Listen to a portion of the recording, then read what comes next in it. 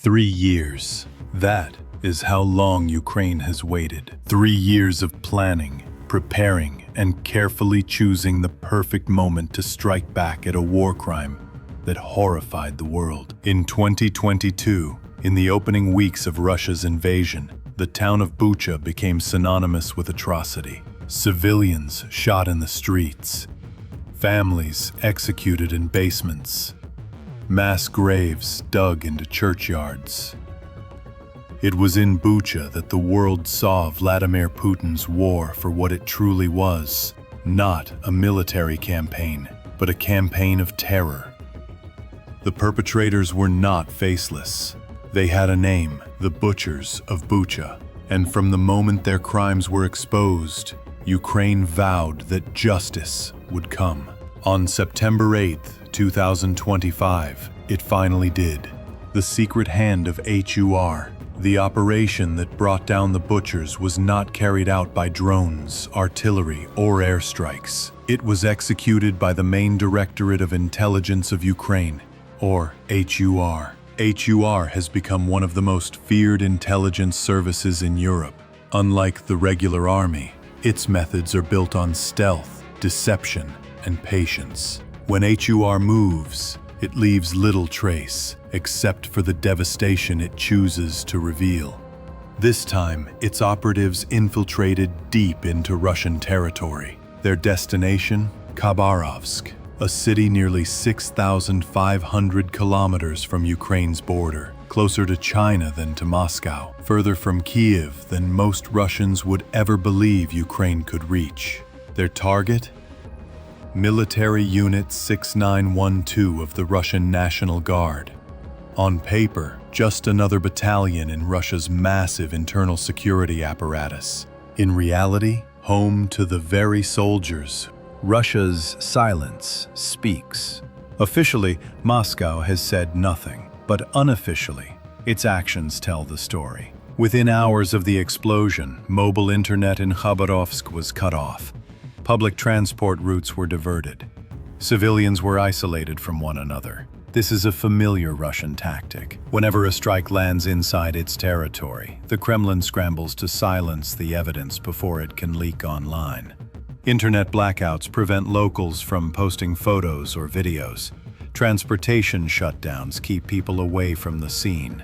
It is less about stopping Ukraine and more about stopping Russians from seeing the truth. And the truth is clear. Ukraine just pulled off one of the deepest, most daring covert operations of the entire war. Remembering Bucha. Why Bucha? Why these men? To answer that, we must return to 2022. When Russian forces retreated from Bucha in late March, the world saw the aftermath. Satellite imagery showed bodies lying in the streets for weeks.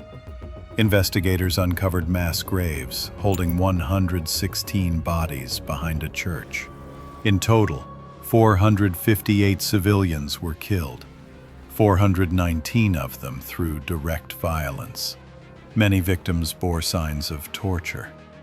Some were shot with their hands tied. Others were executed in basements. 50 bodies were left unburied, left to rot as a message of terror. Russia, as always, denied responsibility. It called the images fake. It claimed the bodies were staged. But forensic evidence, satellite data, and eyewitness accounts left no doubt.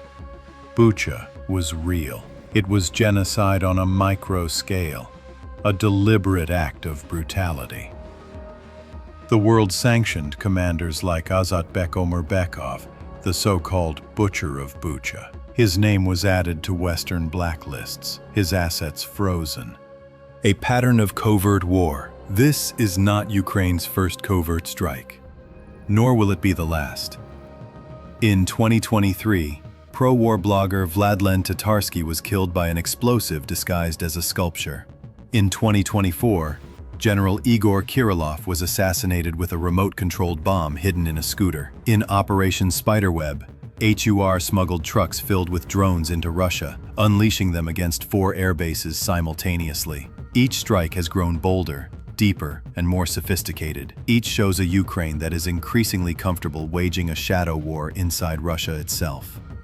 The Western connection. Much of this capability can be traced back to Ukraine's deep partnership with Western intelligence, particularly the CIA. Since 2014, Ukraine and the US have forged one of the closest intelligence alliances of the modern era.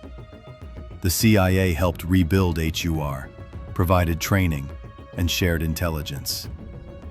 One US official later described the transformation as going from zero to one of our most important partners. Whether the CIA was directly involved in Khabarovsk is unknown and will likely remain unknown, but the fingerprints of Western training are visible in every detail.